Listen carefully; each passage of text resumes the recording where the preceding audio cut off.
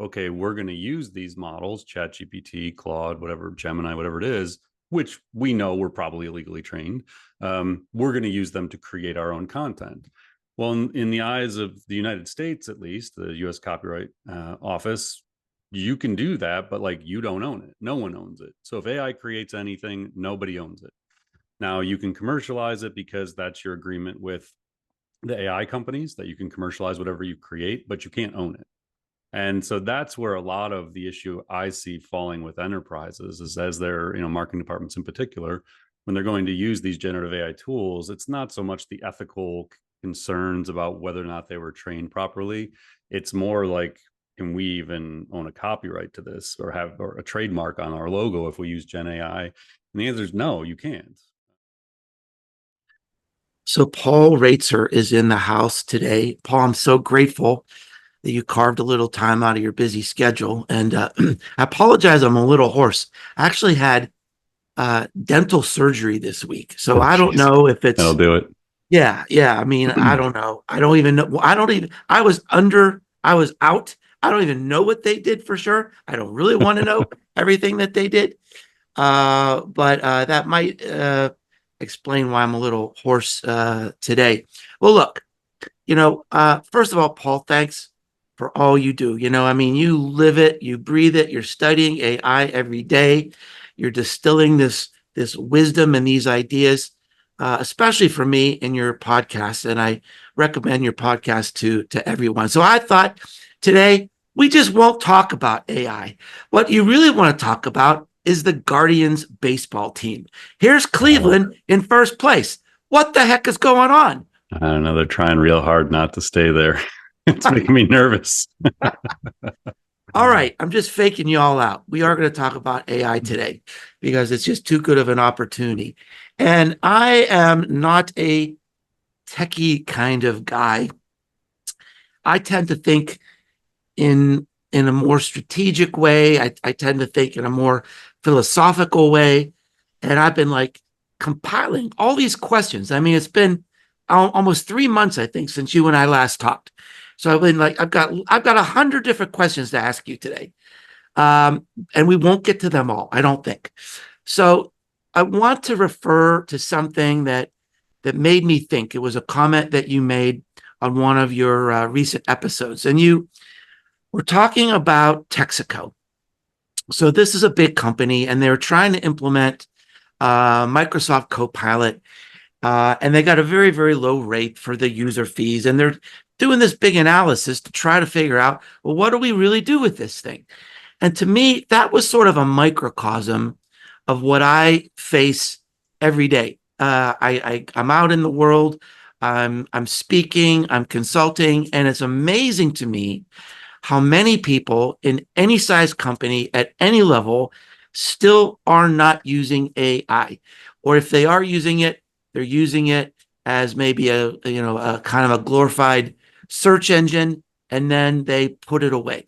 There's this adoption problem, and I'm wondering, Paul, does there need to be marketing for AI?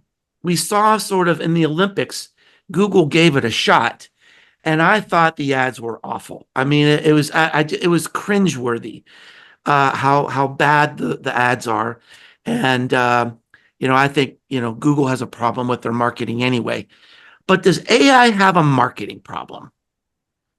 Yeah, I mean, it's always been abstract to a lot of people. So I think there's always been the need to overcome that people don't understand it, or if they do, maybe they're afraid of it, like worried it's going to take their jobs. And so there's all these obstacles. But I've always been a proponent that marketing and communications needs to sort of be the tip of the spear within organizations for this very reason, that we need to teach people. We need to figure out how to message this internally, because it's not just the marketing departments, it's sales and customer service and operations and HR and finance. And like, who better to convey to them the value and the potential than the communications team within organizations? So yeah, I think it's a big problem. And even just yesterday, OpenAI just announced their first, I think it's chief communications officer is her title. It's actually a lady who's been there for 3 years. She came from Apple. And so they're putting her in a lead communications role because they're realizing not only their internal need for it, but that they're playing an outsized role globally in how AI is viewed, and they're not strategic about how they describe it or explain what they do. So yeah, I think that part of the reason there's a lack of adoption, and the example you're giving of they had 20,000 Copilot licenses, part of it's communications, part of it is just lack of vision and onboarding and education needed for people to get value from the products. But I mean, we see it every day when we're talking to big companies. I was just when I was in Scottsdale, it was with 20 big brands, like Fortune 1000 retail and consumer brands, and every person in the room had basically the same story. They were all trying it, they were all doing stuff with it, but there was very little cohesion in terms of the overall plan or change management. And it's not uncommon where I find that there's AI councils and organizations and the CMO is not even on it. Like no one from marketing is even represented on these AI councils. So I think what's happening is a lot of companies, it's still IT, it's still the CIO that's driving AI adoption or being charged with it. And they maybe don't think marketing and communications is that critical of an audience to involve in what they're doing. Like it's being treated as a traditional technology thing, not like an overall transformation thing. And that's where it falls apart a lot of times. Yeah. Well, it'll be interesting to see. I'm particularly excited about this idea that OpenAI might take more of a leading role here, because if you look even at their demos are heads and shoulders above anything else that's going on out there. So maybe that'll reflect sort of the tone and the way they approach a little bit of the marketing problem that they have. And I've been thinking, AI is going to be integrated into the new devices, into the new phones. And I'm wondering if that's even going to make a difference, because I saw this study once that was so eye-opening, Paul. They were talking to people about podcasts, and they're like interviewing people on the streets saying, do you listen to podcasts? And they said, no, we don't even know we don't know where to get one. And then they said, open up your phone. Do you see that purple button right there? So I'm not even sure if AI's on their phone, if it's even going to help that much. But we'll find out in a few months, I guess, as the integration begins. One of the topics you have on your show quite a bit, which is vitally interesting to me and really any creator, any marketer, is the copyright problem. And I just thought, this is the year someone has got to crack the code. That and I've been working with some like big companies, some big agencies in New York, and they're saying, our clients are saying absolutely no, absolutely no. There's too many legal gray areas. We're not going to use it. So it just reinforces to me that this fear of this mishmash of content, this unknown content that's going into this generative output, is just such a big hurdle to adoption. Where do you see this heading? Who's going to be the first one to crack the code? And I'll mention that in the last 2 weeks, we've seen a lot of announcements about these AI companies starting to partner with publishers. And I saw something particularly interesting that OpenAI is trying to work out a deal with WordPress. So like, dude, I am all in. Take my content, give me some pay. So who's going to crack the code on this? Yeah, so I'll drop this in. They just got announced 2 days ago, Condé Nast, and OpenAI did their deal. So this one comes down to there's a couple of components. So first is the training data. They're stealing everything to train them. There's no debating that. Like they're doing it. And so there's been a few articles of late with NVIDIA, that like inside communications were released that, they just basically stole Netflix videos and YouTube videos and everything. But everybody's doing that. It's kind of a known secret. Eric Schmidt got caught on camera saying telling startups to do it recently in an interview at Stanford that he didn't think was being recorded. And then Stanford had to yank it down afterwards because they had put the whole interview on.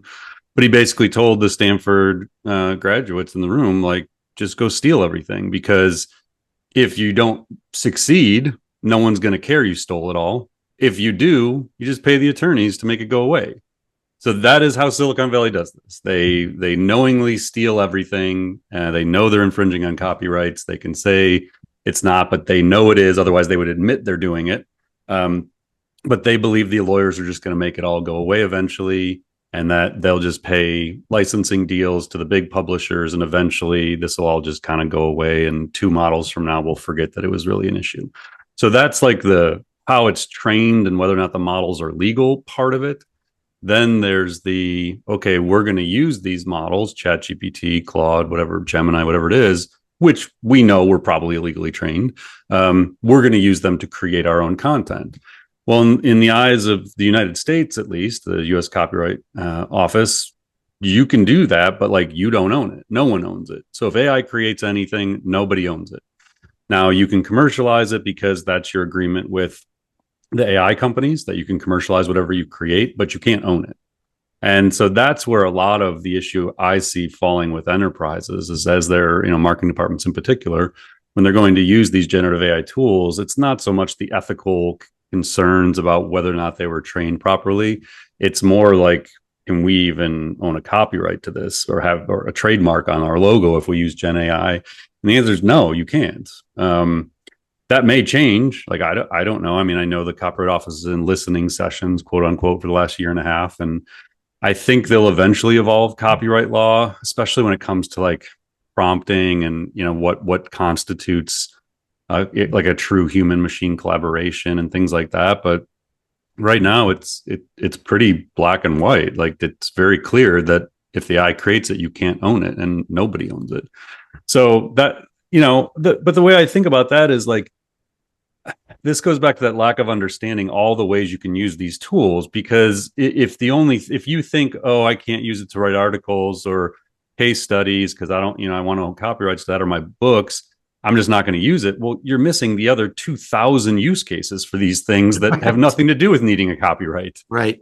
And so that's, I think where if people truly understand what they're capable of, you mentioned search, like conducting research, ideation, brainstorming, summarization, transcription, translation, like there's all these other ways you can use these things where copyright's just not even an issue.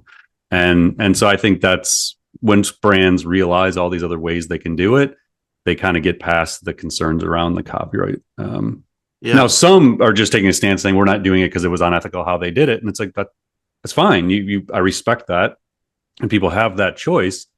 It just may mean your brand isn't relevant in 3 to 5 years because everybody's going to be doing it. So, and again, it's not right or wrong. That's, people have that choice. There was actually a big thing we're going to talk about on the podcast next week, Procreate. I wasn't familiar with it, but it's like a graphic design tool, maybe like it competes with Adobe. Their CEO came out with a video saying very strongly that he despises generative AI and it will never be baked into their platform. Good on him. Like that ain't going to work. That is a position to take. That ain't going to work. But that's a very definitive thing when there's all these like really cool little features that could add value to your users that would fit under the Gen AI category. So if we're going to paint this really broad brush here, you're kind of limiting your own product's future potential if you're going to just anything AI is going to get ruled out of it. So what I'm looking for is something like unsplash.com. So this is a site that has license-free photos. And presumably, if you use those photos in some sort of an AI mashup, that would be license-free too. So it seems like if OpenAI, let's say they made a deal with WordPress, where you've got millions and millions and millions of words. Now, it's not the same as like memorizing the internet. It's not going to have that sort of breadth and depth. However, it could play a role. There could be a niche for license-free content. It just seems like it's got to happen. It just got to happen. It's just such an obvious niche. And you mentioned another point that has been absolutely fascinating to me, that we're almost in a new era of robber barons. So robber barons, I don't know if that's a term known internationally, but and I know we have a lot of international listeners on the show, but sometime like in the late 1800s in America, there's this group of people that basically started the Industrial Revolution. and they were making steel, and they were putting up telephone lines, and they were putting through rail lines, and sort of had the same attitude, like, we're too big to stop, we're too rich to stop, we're going to do whatever we want to do, and then we'll make the, we'll pay the lawyer bills later. And that seems to me the only precedent really in history where, I mean, it's just amazing to me, Paul, how the leaders of these companies are just simply ignoring the law. And it's really, I hadn't thought about it until our discussion today, that these two things are sort of tied together, progress and adoption, where adoption may not be as important as progress. So they're willing to plow ahead and not worry about some of the hurdles to adoption, because solving those could slow them down on the progress side. Hadn't really thought about that till now. Yeah, and Elon Musk, putting I don't know if people have followed this, but last week Grok 2 came out, crazy. And they built in a model called Flux One. So they didn't build their own image generation tool; they just used this new one and they dropped it in with almost no guardrails. So you can do celebrities, Disney characters, whatever. They're gonna get sued. I mean, I would be shocked if Disney hasn't already filed a lawsuit. But like Elon Musk doesn't care. Like I think he honestly wants the lawsuits. Like he doesn't care. He's just got billions to spend on it. And so he is absolutely just going to like plow forward and everything else be damned. And everybody will just follow. It's like, okay, fine. Like he did it. Like now we can all do it because they're going to worry about him more than us. Yeah. He's almost using AI as just like a boy with a toy. Yeah. He's just like, hey, let's stir shit up. Yeah. Plus, he hates most of the people he's stealing from. So to him, it's just like it's got two benefits. Yeah. But I think he's been quite wily in how he's gotten in Trump's camp. But that's a story. That's a story for another day. So one of the things I enjoyed about one of your recent discussions is you really went on a rant. And you don't do that too often because generally you're a measured person. Mm-hmm. But when the conversation came to just the utter lack of discussion and preparation about the changes that are going to come from AI. And I mean, you have probably a deeper and more enlightened, vision than most, just because of how much you study this. But, even at my level, I'm kind of, anxious about what the future could hold and the lack of preparation. And before our discussion today, I went and I looked at the political platforms for both the Republican Party and the Democratic Party as they prepare for this election. And none of them even mentions AI. So like, what the heck is going on? What's it going to take? Because it's like, and nobody really knows what's going to come or how fast it's going to come, but it's a non-zero probability that there's going to be, a massive disruption and a big loss of jobs. I mean, what's going to be the pivot point? What's it going to take for us to see some action on this? Yeah, there's a lot of layers to this one.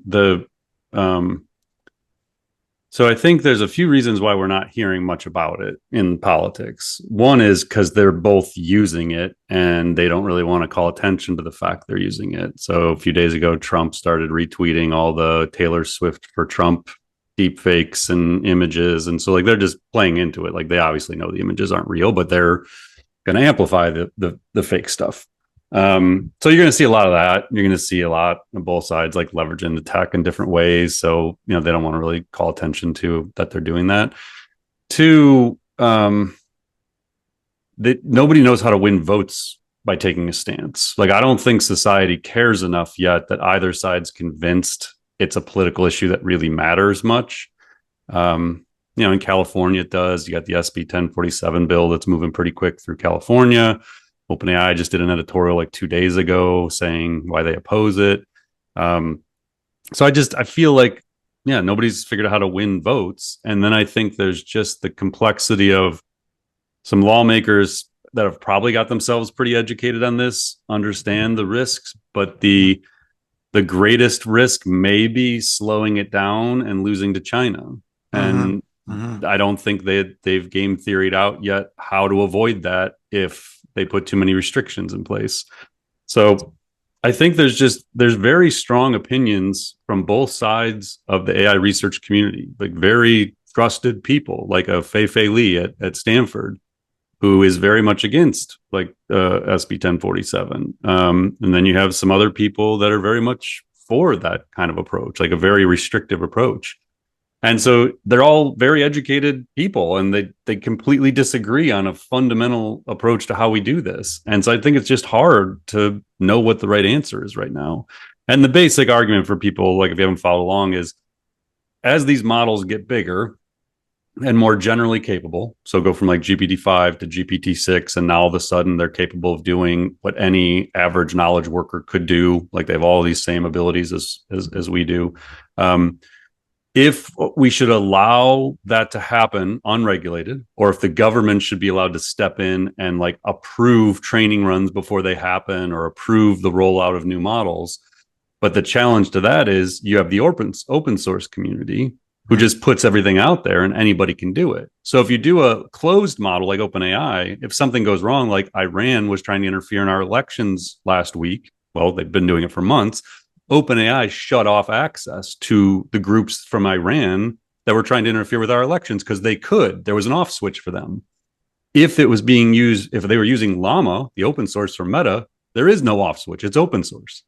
So there are people who think we have to have more control of this. And then there's people who say, but if we do that, we stall the innovation. It's a messy, challenging topic, but politically, I think it's just too confusing to win votes. So they just don't talk about it.